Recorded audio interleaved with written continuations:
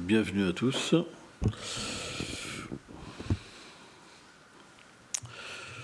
On va aujourd'hui lire un verset du Srimad Bhagavatam.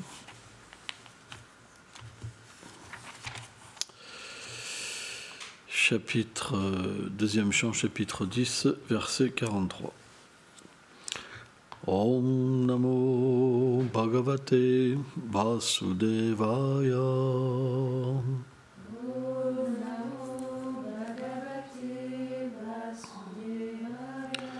Om Namo Bhagavate Vasudevaya.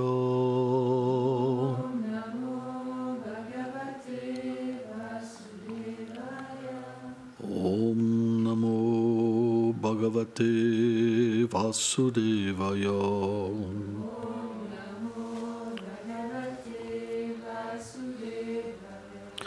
Tatam kalam nimrutatma Yat sitstam hidam atmanaham Sannipchachati tatkale Kadam nikam ivam nilaham.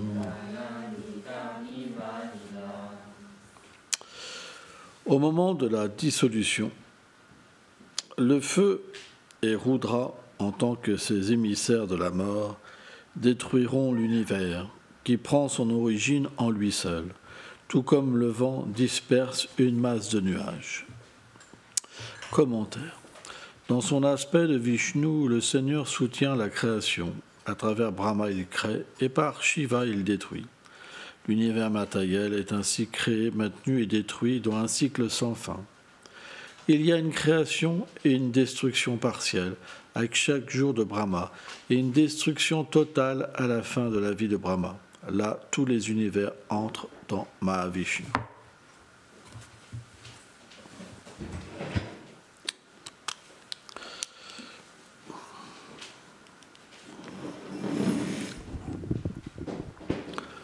Om Agyanam Timilandasya Gyanam Shalam Shalakayam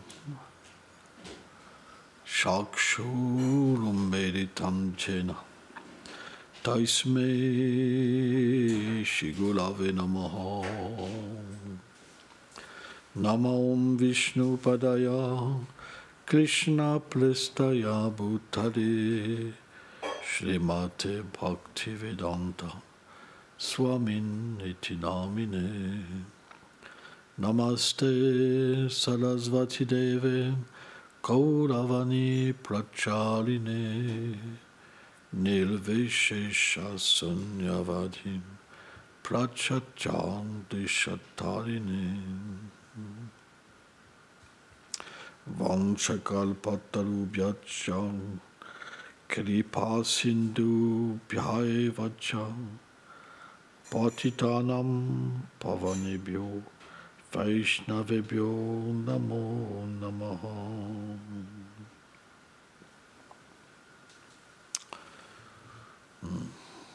On ne devrait jamais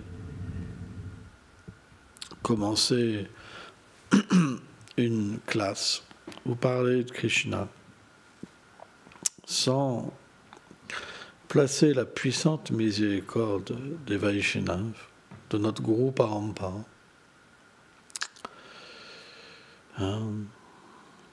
de Sarasvati, de Vyasadeva, sur notre tête. C'est quelque chose qui est très important. Lorsqu'on commence notre journée, on doit invoquer des éléments pour chasser les obstacles de notre vie spirituelle. Si on se lève simplement par instinct, un peu, excusez-moi du terme, comme un animal, et qu'on reste simplement influencé par les impressions du rêve qu'il y a eu la nuit, on ne pourra pas chanter correctement, c'est pas possible. C'est impossible. On doit, dans un premier temps, invoquer la miséricorde. Sans miséricorde, il n'y a pas d'effet. Il n'y a aucun effet dans notre pratique spirituelle. Impossible. C'est pourquoi tous les Vaishnavas qui ont une réalisation dans leur vie spirituelle, ils parlent de l'attitude. Tous les Vaishnavas. Parce que sans attitude, il n'y a rien qui se passe. On pratique, mais il n'y a rien qui se passe. Il n'y a pas de purification. Il n'y a pas de félicité. On peut même souffrir. Tout ça, c'est dû à une attitude. Pourquoi certains souffrent? Pourquoi certains sont heureux? C'est l'attitude. Et cette attitude-là, elle existe en nous-mêmes. Parce qu'on est l'âme. La mauvaise attitude, c'est simplement dû à des naissances, mais la miséricorde est plus puissante que les impressions qu'on a eues dans les vies passées. C'est bien plus puissant. Il faut simplement y croire. Si vous ne croyez plus, alors c'est fini. Vous vous êtes donné la mort par vous-même. C'est comme un suicide.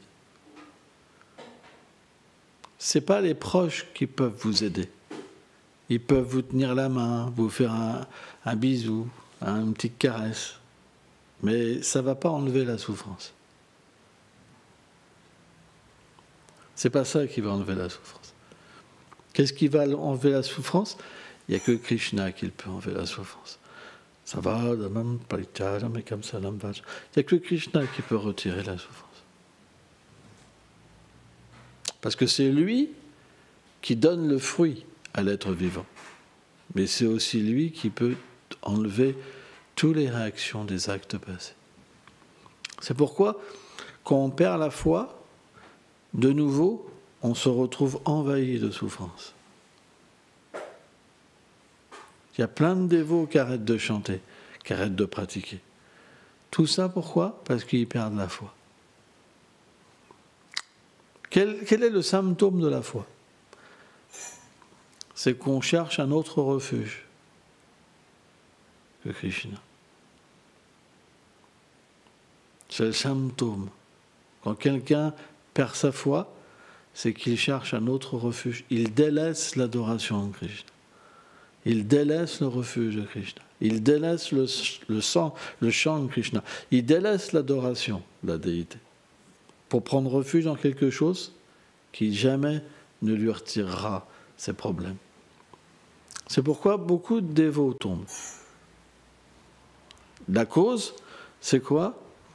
C'est parce que l'attitude n'était pas là. Si l'attitude est là, c'est pas possible. C'est impossible de tomber spirituel. Impossible. Parce que l'attitude, ça veut dire je laisse la place à Krishna. Je laisse la place au Vaishnava. Je laisse la place à Prabhupada. Je ne suis pas en pôle position. C'est eux. Et quand la souffrance vient, elle doit m'aider à prendre plus refuge. Mais quand la mauvaise attitude est là, quand la souffrance vient, on perd sa foi. Il y a plein de gens comme ça, les religieux ordinaires. Ils approchent le Seigneur suprême en espérant que leurs souffrances vont partir. Si elles ne partent pas, ils abandonnent. Ils changent de veste, ils changent de voie. Un coup, ils sont bouddhistes, un coup, ils sont chrétiens, un coup, ils sont ceci, musulmans, un coup, ils sont hindous. Ils changent constamment pour essayer de trouver quelque chose. C'est pas ça, la foi. Qu'est-ce que c'est la foi? La confiance. Shraddha, la foi, ça peut aussi se traduire par la confiance. Quand vous perdez votre confiance, vous n'avez plus de foi. Quand vous n'avez plus de foi, vous n'avez plus de refuge. Quand vous n'avez plus de refuge, vous êtes livré à vous-même et aux êtres insignifiants qui sont autour de vous. Et qu'est-ce que vous enseignez aux enfants, par exemple? C'est pourquoi on a un devoir dans cette vie. de se qualifier et d'aider les autres. Qu'est-ce que c'est le symptôme d'un disciple? C'est qu'il applique les instructions du maître spirituel. Mais si le gourou lui dit « fais ça » et qu'il fait autre chose, il n'a pas de chance de se qualifier. L'attitude n'est pas bonne. On voit ça chez certains. Je ne citerai pas juste. Hein. On leur dit quelque chose, mais ils ne le font pas. Vrai ou pas? Donc, il n'y a pas l'attitude. Parce qu'on pense qu'on est notre propre refuge. Quand on pense ça, alors c'est fini. Il n'y aura pas d'avancement spirituel. S'il n'y a pas d'avancement spirituel, à un moment on se dit, mais à quoi ça sert que je pratique? Vous comprenez? Le doute est là. Ça ne veut pas forcément dire que quelqu'un arrête tout de suite, mais le doute est là. Il suffit que vous voyez quelques dévots un peu tristes et dire « oh là là », vous commencez à voir toutes les fautes partout. Et ça vous donne, ça nourrit le doute. Le doute devient de plus en plus grand, il se nourrit. Et à un moment, vous n'êtes plus là. Physiquement, le corps est là, mais votre mental, il n'est plus un dévot. Il est devenu votre ennemi. Vous l'avez nourri d'une mauvaise manière. Même si vous avez l'association d'un Vaishnava, vous ne pouvez plus la voir. L'attitude. Alors, la chose, c'est qu'on n'est jamais condamné. La preuve, c'est qu'on a eu tellement d'existence, tellement de pratiques. Là, ça parle de la création, du maintien, de la destruction de l'univers, mais le corps, c'est la même chose. On a eu tellement de vies, tellement de pratiques. Même dans ce verset de la Gita, Denosmin Yata Ade, même dans une vie, il y a tellement de changements. Tellement de vies sont parcourues dans une seule vie. C'est pourquoi, bien que l'attitude ne puisse pas être bonne, on peut changer. Mais lorsque vous perdez la foi, alors vous vous condamnez. Parce qu'il faut qu'il reste un tout petit peu de foi pour quand même changer. Parce que s'il reste un tout petit peu de foi, alors vous pouvez de nouveau prendre refuge. Mais quelle doit être notre attitude? Est-ce que c'est un refuge où on fait un essai en se disant est-ce que ça sera comme la dernière fois? Ça ne marchera pas. On doit avoir un refuge à travers les traces des Vaishnavas, à travers le chemin que les Vaishnavas ont tracé pour nous. C'est ça qui marche. C'est pour ça que dans le 10e chant, c'est expliqué que le chemin qu'un Vaishnava prend, alors c'est une source de libération pour tous les gens qui prennent ce chemin, parce que Krishna l'accepte. C'est ça la puissance d'un pur dévot. Quand l'associé du Seigneur, comme Srila Prabhupada, descend dans ce monde, l'exemple qu'il donne, si on le suit, alors on atteint la perfection. C'est très puissant, les Vaishnavas. C'est extrêmement puissant. Parce qu'en fait, ils ont une relation avec Krishna. Et selon le temps, le lieu et les circonstances qu'ils prennent naissance dans ce monde, Krishna accepte leur dévotion et leur manière de s'accomplir. Alors pour dire, c'est bizarre, ils viennent dans ce monde et on parle de s'accomplir. Oui, parce que c'est un divertissement.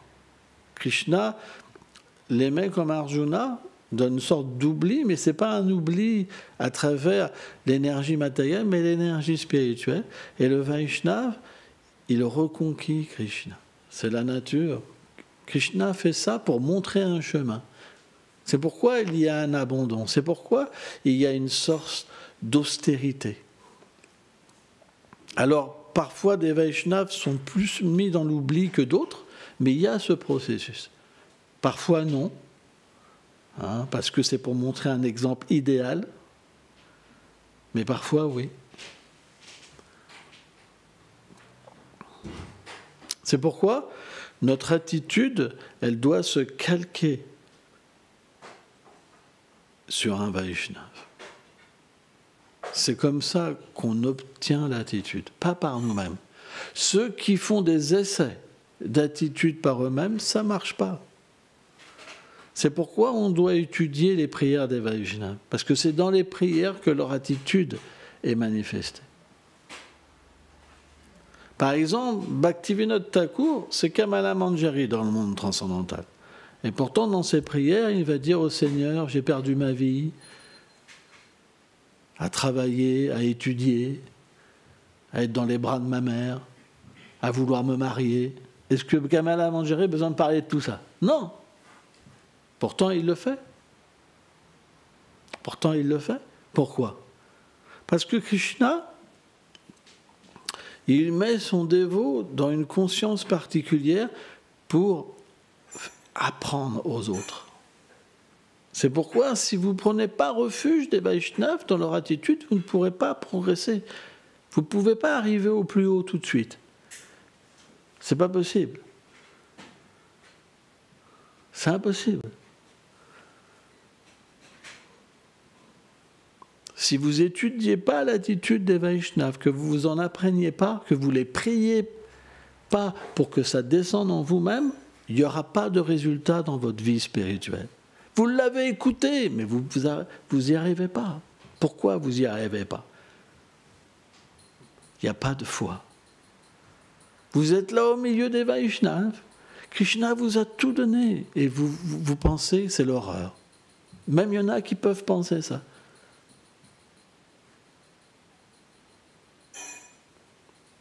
Notre déchéance est tellement basse. C'est tellement basse notre déchéance. On peut même penser s'en aller. Vous vous rendez compte tellement on est bas.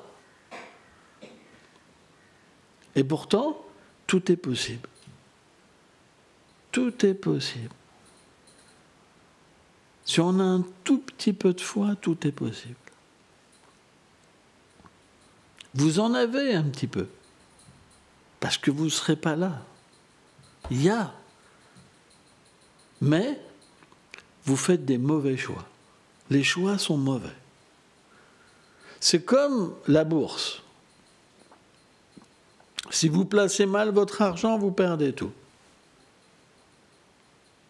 Et bien, de la même manière, notre vie, on a une vie où on se voit tous ensemble, et puis il y a une vie où on peut faire notre petite vie. C'est là que ça se joue. Quand on cultive la vie matérielle en cachette, alors naturellement, la vie spirituelle, elle ne peut pas se développer. C'est un tout, en fait. Parce qu'en proportion qu'on cultive notre relation avec le Seigneur suprême, si on cultive notre lien avec ce monde, alors ça ne peut pas se manifester. C'est comme quelque chose qui n'arrive pas à décoller. Alors on peut se dire, mais c'est dur, parce qu'on a besoin de vacances, on a besoin de rire, on a besoin de sortir, on a besoin de toutes ces choses pour trouver un équilibre. Mais finalement, si on regarde bien, ça ne donne pas forcément d'équilibre. Parce que ça ne permet pas de progresser spirituellement. Alors on est obligé de le faire, parce que ceux qui n'ont pas assez de sukriti, d'actes pieux dans leur vie passée, s'il n'y a pas cet équilibre, ils s'en vont, parce qu'ils n'arrivent pas à développer de goût. Mais on doit quand même prendre refuge de la puissante miséricorde et prier. Aide-moi. C'est très important. Être faible, ce n'est pas un problème. Mais ne plus prier pour s'en sortir, ça c'est la mort. Parce que Krishna écoute nos prières. Il écoute les prières de ses dévots. Vous n'êtes pas à 100% abandonné. Ce n'est pas grave. Priez Prabhupada. Krishna, peut-être qu'il ne vous entendra pas. Il est en train de jouer avec ses amis. Vous n'avez pas la qualification. pour l'atteindre. Mais Prabhupada, vous pouvez avoir les bénédictions de Prabhupada. Priez Prabhupada. Le refuge de Prabhupada est très, très, très, très, très puissant. Plus puissant même que le Seigneur lui-même. Parce que Krishna, dans la 11e chant, il a dit quoi? Il a dit « L'adoration de mon dévot est ma véritable adoration ». Krishna considère que l'abandon à son dévot, il est plus puissant que son abandon. Krishna, Bhaktivinoda Thakur, il dit il peut être atteint que par l'abandon total. Sharanagati. Bhaktivinoda Thakur, il dit il n'entend pas les prières de ceux qui ne sont pas abandonnés. C'est les paroles de Bhaktivinoda Thakur. Mais qui peut entendre les prières? Quelqu'un qui vient pour sauver les autres. Quelqu'un que Krishna envoie.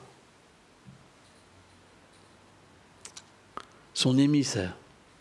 C'est à travers lui que Krishna il entend. Parce qu'il vient comme la miséricorde incarnée du Seigneur suprême. C'est pourquoi vous devez apprendre à prier Prabhupada. Ça se perd beaucoup. Maintenant, on parle même pas de ça. Ça n'existe plus. C'est vrai, hein, c'est une réalité. Personne n'en a jamais entendu parler. Mais si on prie Prabhupada, qu'on médite sur la miséricorde de Prabhupada, alors tous les obstacles peuvent être enlevés. Tous les obstacles. Parce que la puissance d'un Vaishnava, c'est incommensurable. Et Prabhupada, ce n'est pas un Vaishnava ordinaire. Vous comprenez? On peut avoir un maître spirituel, c'est une chose, mais Prabhupada, c'est particulier. Il n'y a qu'un fou qui peut penser qu'il est au même niveau. Le gourou authentique, il ne se pense pas au même niveau. Et il ne dit pas à ses disciples de le prier lui-même. Et même, il n'aime pas ça. Il ne serait pas content, en fait. Parce que son but, c'est d'amener le disciple au pied de Prabhupada.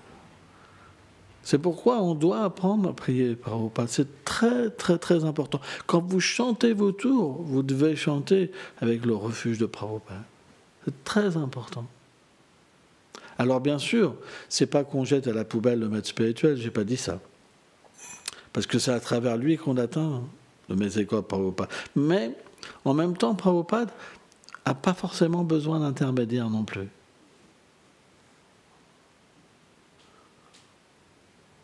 Parce qu'il est pour tout le monde. Parce qu'avec ce système d'intermédiaire, ça a fait beaucoup de mal aussi. Ça a fait beaucoup de mal, beaucoup, beaucoup, beaucoup. Parce que à travers cette sorte d'intermédiaire qui n'est pas complètement transparent, alors la miséricorde de Prabhupada, elle s'est comme perdue. Parce qu'on n'en a plus conscience. C'est une question de conscience, la connexion avec la miséricorde. C'est une attitude. Si on ne nous l'enseigne pas, ça se perd. Moi, par exemple, mon premier maître spirituel que j'ai eu, qu'est-ce qu'il m'a dit? Quand il y a le gourou Puja qui était à Prabhupada, il dit « c'est moi que t'adore ».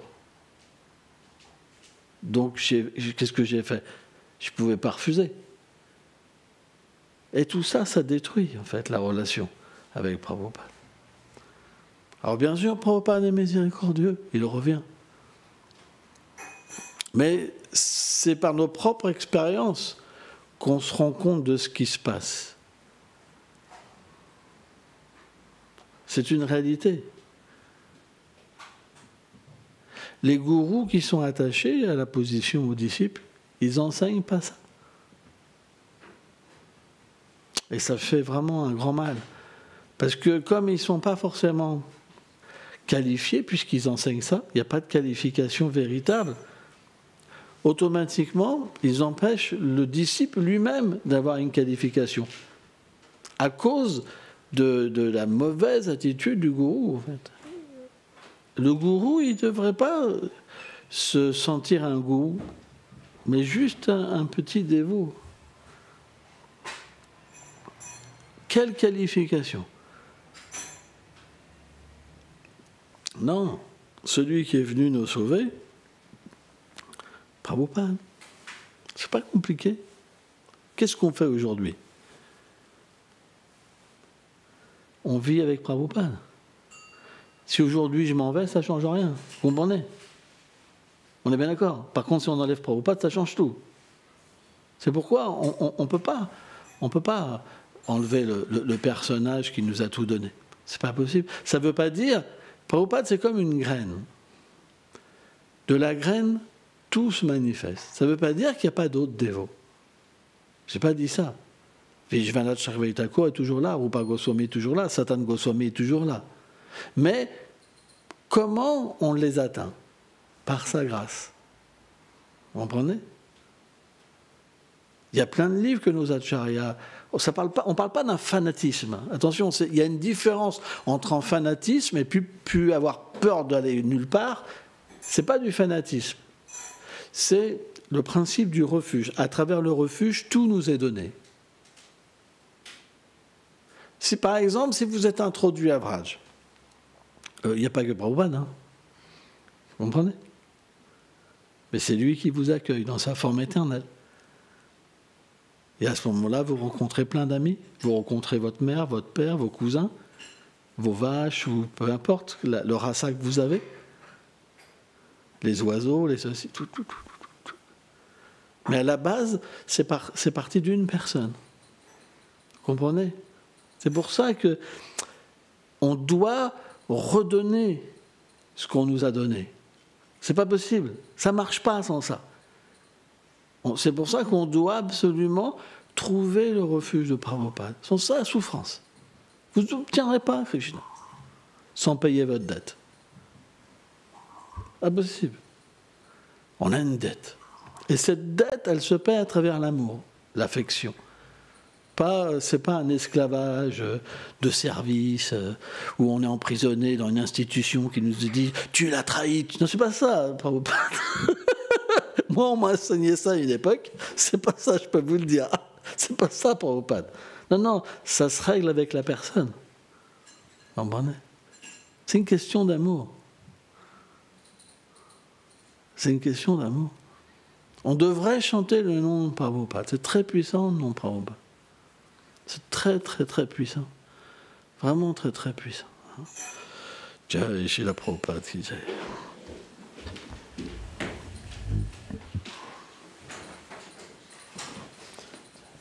Ça, tu vois, tu peux faire une petite vidéo avec ça. Ça, y a pas de problème.